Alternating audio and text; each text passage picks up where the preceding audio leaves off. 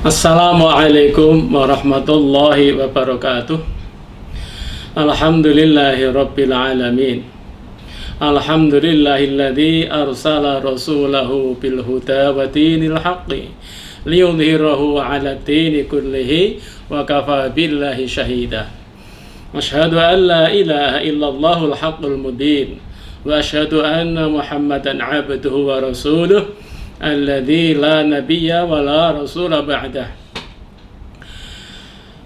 Bapak Ibu, para pendengar, para pemirsa rahimakumullah, wabil khusus keluarga besar Unimus Universitas Muhammadiyah Semarang.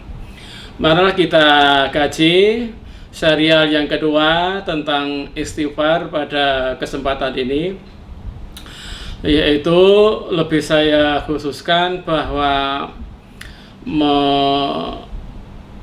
mengabdi, bukannya menghormati, berbakti kepada kedua orang tua yang sudah meninggal. Itu sudah diisyaratkan sendiri oleh Rasulullah Sallallahu Alaihi Wasallam.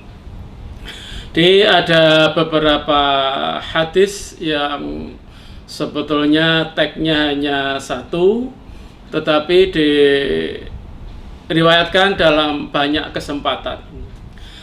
Satu diantaranya tertulis di dalam Sunan Ibnu Majah, ada halaman 882.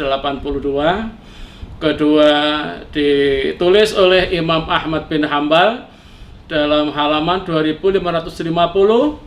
Kemudian Imam Ahmad Hambal kembali, yaitu 2016. Kemudian juga ditulis oleh Musannif Ibnu Abi Syaibah pada halaman 4305. Kemudian juga nomor 5 dari Al-Mu'jamul Awsat dari Imam Tabrani, pada halaman 534. Kemudian juga di Mu'jamul Awsat kembali Imam Tabrani pada halaman 1552. Kemudian nomor 7 di Al-Muntaqa, dari Abi Bakar Al-Ambari pada halaman 19. Kemudian Ibnul Jauzi, Al-Birru Wasilah, halaman Al-Birru Wasilah, Al-Bir Wasilah pada halaman 16. Kemudian Al-Uqail, tetapi di Du'afaul Kabir, di Du'afaul Kabir. Kemudian Al-Amali dari Ibnu Sam'un pada halaman 9. Lalu juga Ibnu Majah dan Imam Ahmad kembali pada hadis yang dalam digitali, itu pada hadis nomor 3650. Lalu Imam Ahmad hadis nomor 10.202. Nah, itu jadi hadis ini cukup populer di kalangan ulama ahli hadis. Meskipun hadis ini ada yang mengatakan lemah, tetapi lebih banyak yang mengatakan kuat, mengatakan sahih, termasuk Imam Ibnu Majah dan Imam Ahmad bin Hambal.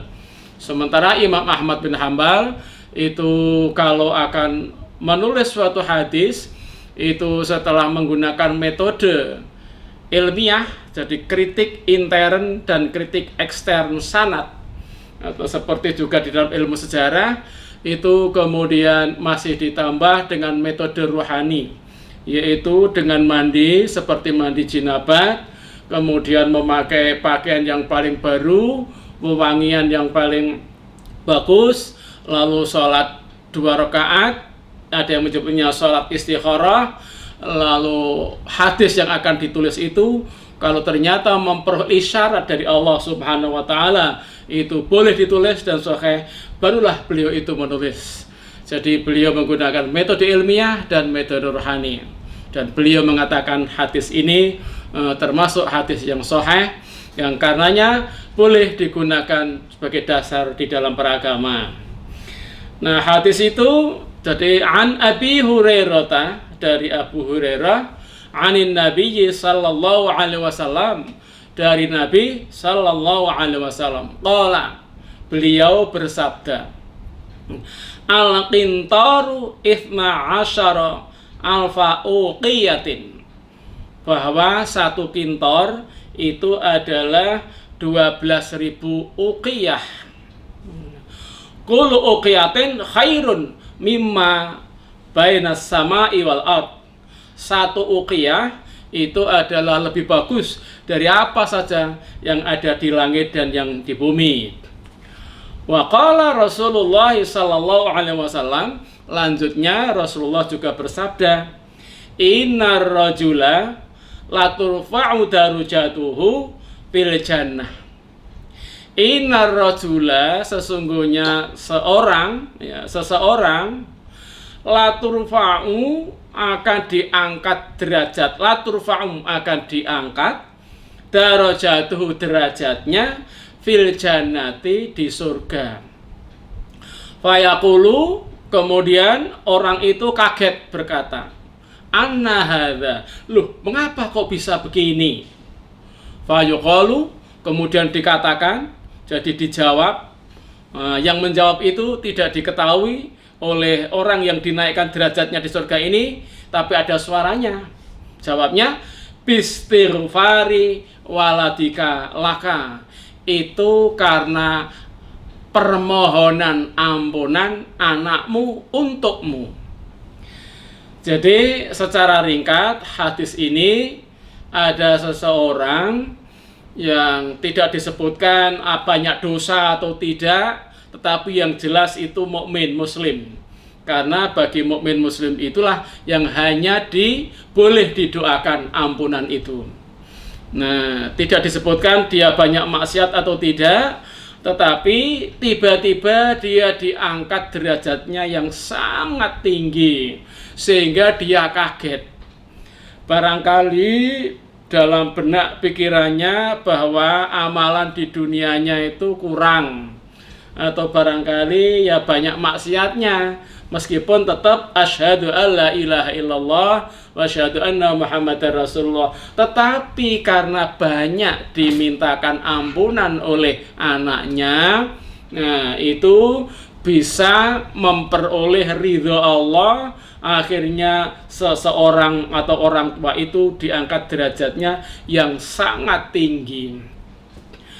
Nah, inilah kalau kita akan berbakti kepada kedua orang tua kita. Jadi jangan dikirimi pahala. Pertama, mengirim pahala itu tidak ada contohnya dari Rasulullah. Pahala bacaan zikir, pahala bacaan ayat Al-Quran, pahala bacaan apa saja untuk dikirimkan kepada orang yang mati itu, ternyata dicari-cari juga tidak ada contohnya dari Rasulullah. Tidak ada keterangan sedikit pun bahwa ketika Khadijah itu wafat, Rasulullah mengirim pahala untuk Khadijah.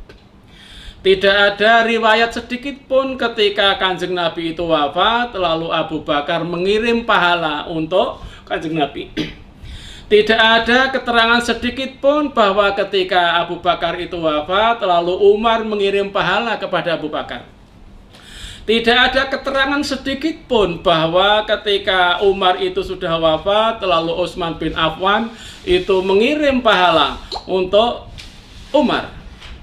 Tidak ada keterangan sedikit pun bahwa ketika Utsman itu wafat, itu Ali bin Abi Thalib itu mengirim pahala untuk Utsman. Tidak ada keterangan sedikit pun bahwa setelah Ali bin Abi Thalib itu wafat, lalu